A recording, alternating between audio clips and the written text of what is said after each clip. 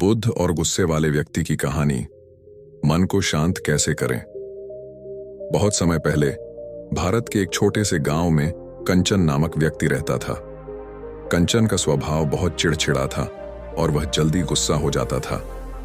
गांव वाले उसे जानते थे क्योंकि वह हमेशा दूसरों से झगड़ता रहता और अपनी गुस्सैल प्रकृति के कारण गांव में शांति नहीं रहती थी।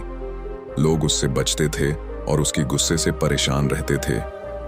एक दिन कंचन ने सुना कि बुद्ध, जो अपने ज्ञान और शांति के लिए प्रसिद्ध थे, पास के किसी वन में ध्यानमग्न बैठे हैं।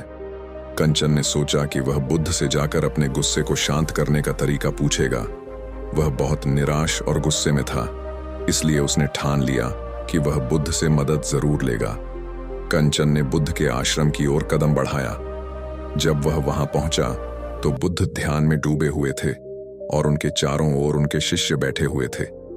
कंचन गुस्से से भरा हुआ था और जैसे ही वह बुद्ध के पास पहुंचा, उसने जोर से बोलना शुरू किया, बुद्ध, मैं सब कुछ करने के बाद भी अपने गुस्से को काबू नहीं कर पा रहा हूं। मेरा मन हमेशा गुस्से से भरा रहता है। कृपया मुझे बताइए कि मैं क्या करूं। बुद्ध ने बिना किसी हड़बड़ी के शांति से कंचन की बात सुनी। फिर उन्होंने मुस्कुराते हुए कंचन से कहा, तुम्हारे मन में गुस्सा भरा हुआ है क्योंकि तुम इसे थामे हुए हो। तुम सोचते हो कि गुस्सा तुम्हारे भीतर से बाहर निकला है, लेकिन असल में तुम उसे अपने भीतर पकड़े हुए हो। यदि तुम उसे छोड़ दो तो वह खुद ब खुद दूर हो जाएगा। कंचन ने हैरान होकर पूछा, लेकिन बुद्ध, मैं अपने गुस्से को कैसे छोड़ दूं? बुद्ध ने उत्तर दिया, गुस्से को छोड़ने के लिए सबसे पहला कदम है उसे पहचानना। जब भी तुम्हारा गुस्सा जागे तो सबसे पहले उसे स्वीकार करो। गुस्से को नकारो मत, लेकिन उसे अपने भीतर घर बनाने का अवसर भी मत दो।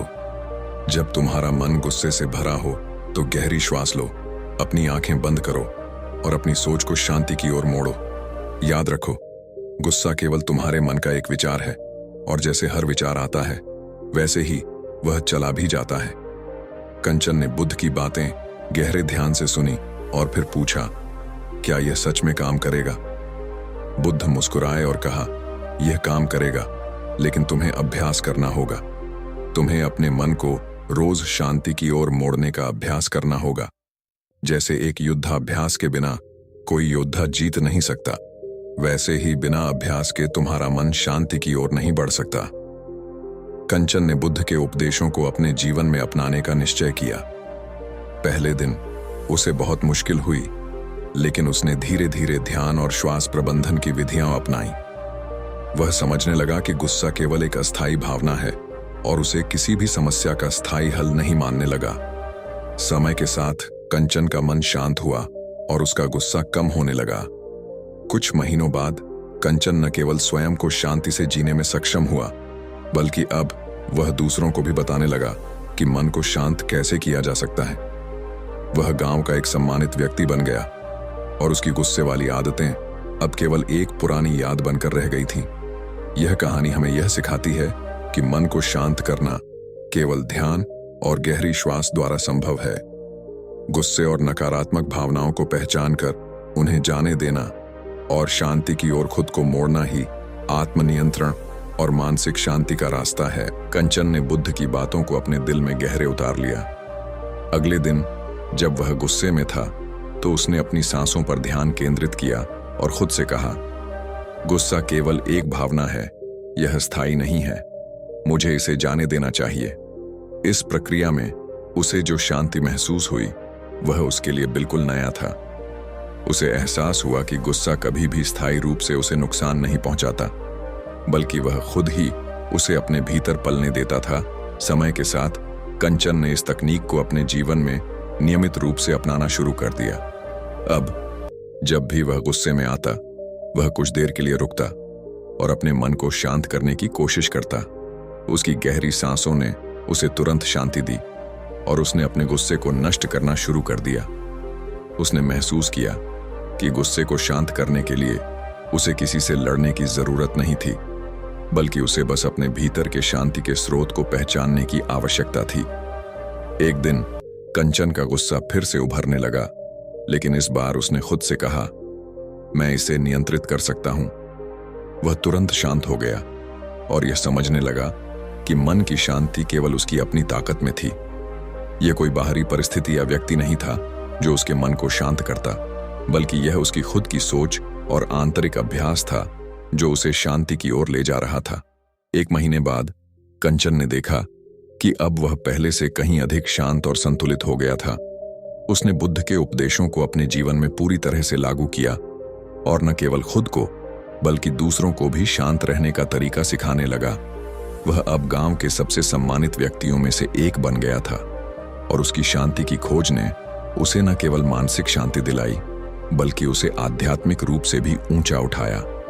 इस कहानी से हम यह सीख सकते हैं कि मानसिक शांति और आत्मनियंत्रण की शक्ति हमारे भीतर ही है। जब हम अपने विचारों को नियंत्रित करना सीखते हैं और गुस्से या अन्य नकारात्मक भावनाओं को पहचान कर उन्हें शांत करने का प्रयास करते हैं, तो हम न केवल अपने जीवन को बेहतर बनाते हैं बल्कि हम दूसरों के जीवन में भी शांति का संचार कर सकते हैं। बुद्ध ने हमें सिखाया कि हर भावना, चाहे वह खुशी हो या गुस्सा, अस्थायी होती है। हमें इसे पहचानने और स्वीकार करने की आवश्यकता है ताकि हम इन भावनाओं को अपनी शक्ति से नियंत्रित कर सकें। ध्यान, श्वास का अभ्यास और आत्म स्वीकृति के माध्यम से हम अपने भीतर की शांति को पा सकते हैं।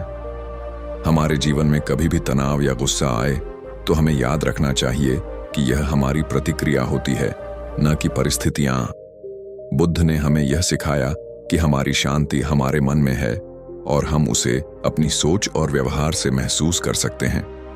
कंचन की कहानी हमें यह सिखाती है कि हमें अपने मन की शांति के लिए बाहरी परिस्थितियों का इंतजार नहीं करना चाहिए।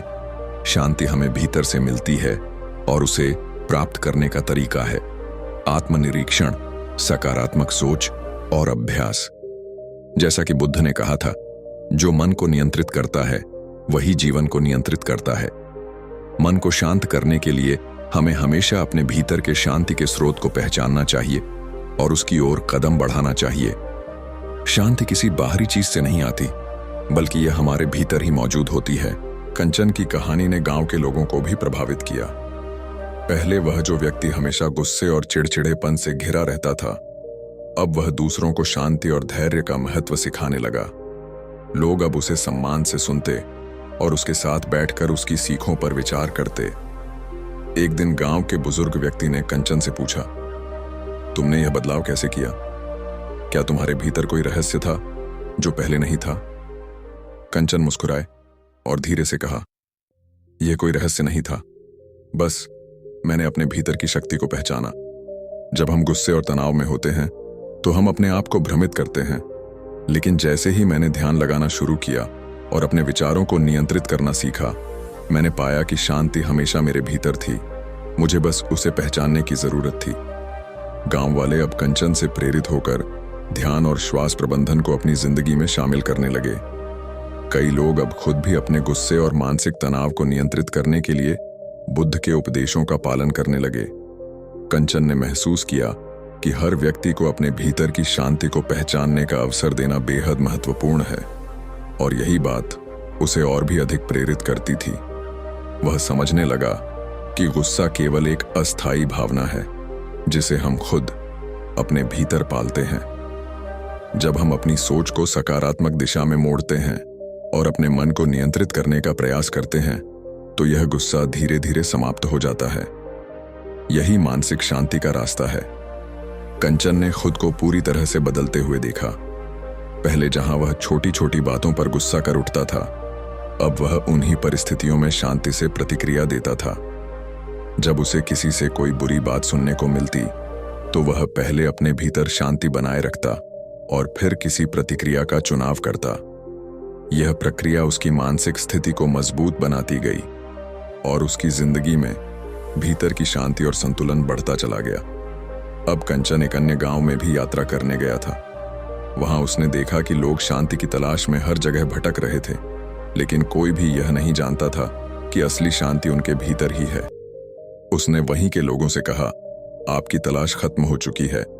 शांति हर जगह है, लेकिन पहले आपको इसे अपने भीतर खोजना होगा। गुस्से से कोई समस्या हल नहीं होती। असली समाधान तब है जब आप खुद को शांत रखते हुए स्थिति को समझते और शांतिपूर्वक प्रतिक्रिया देते हैं। कंचन की यह बातें सुनकर वहां के लोग भी हैरान रह गए। उन्होंने ध्यान की विधियां अपनानी शुरू की और कुछ ही दिनों में उन्होंने अपने जीवन में सकारात्मक बदलाव महसूस किया। कंचन को अब यह समझ में आ चुका था कि उसकी यात्रा केवल उसकी खुद की नहीं थी, बल्कि उसने दूसरों को भी मानसिक शांति के रास्ते पर चलने के लिए प्रेरित किया। हम सभी के जीवन में कठिन समय आता है जब हमें गुस्से, चिंता और तनाव का सामना करना पड़ता है। ऐसे समय में हमें सबसे ज्यादा जरूरत होती है अपनी मानसिक शांति को बनाए रखने की। बुद्ध ने हमें यह सिखाया कि जब हम अपने विचारों और भावनाओं को नियंत्रित कर पाते हैं तो हम न केवल अपनी परेशानियों से उबर सकते हैं, बल्कि जीवन में स्थायी शांति और संतुलन भी पा सकते हैं। गुस्से को समझना और उसे स्वीकार करना सबसे पहला कदम है। हमें यह समझना होगा कि गुस्सा सिर्फ एक भावना है जो हमारे भीतर उत्पन्न होती है, और जैसे अन्य विचार आते हैं वैसे ही वह भी एक दिन चला जाएगा। लेकिन जब हम उसे पकड़ कर रखते हैं तब वही हमें परेशानी में डालता है। इसलिए हमें उसे छोड़ने की कला सीखनी चाहिए। शांति पाने के लिए हमें केवल एक दिन या एक समय का अभ्यास नहीं करना होता। यह एक निरंतर प्रक्रिया है जिसे हमें हर दिन अपनाना होता है। जैसे कंचन ने ध्यान और श्वास पर नियंत्रण की विधि अपनाई, वैसे ही हमें भी अपने विचारों और भावनाओं पर नियंत्रण रखना चाहिए। शांति का अभ्यास किसी भी परिस्थिति में हमारे मानसिक स्वास्थ्य के लिए फायदेमंद है। हमारे जीवन में जब भी कोई कठिनाई आए तो हम खुद से यह पूछें, क्या इस स्थिति में गुस्सा करने से कोई समाधान मिलेगा? और तुरंत अपनी श्वासों पर ध्यान दें। यह साधारण तरीका हमें हर परिस्थिति में शांत रहने में मदद करेगा। मन को शांत रखने के लिए हमें बाहरी दुनिया से नहीं, बल्कि अपने भीतर से शांति का अनुभव करना चाहिए। जैसे कंचन ने गुस्से को नियंत्रित करने और शांति पाने की कला सीखी, वैसे ही हम भी अपनी मानसिक स्थिति को सकारात्मक दिशा में बदल सकते हैं। हर दिन हमें एक कदम आगे बढ़कर अपने भीतर की शांति को पहचानना होगा और उसे अपने जीवन का हिस्सा बनाना होगा। अगर हम इस प्रक्रिया को लगातार अपनाते हैं तो हम पाएंगे कि न केवल हमारे गुस्से में कमी आई है, बल्कि हमारे जीवन में संतुलन और खुशी भी बढ़ी है।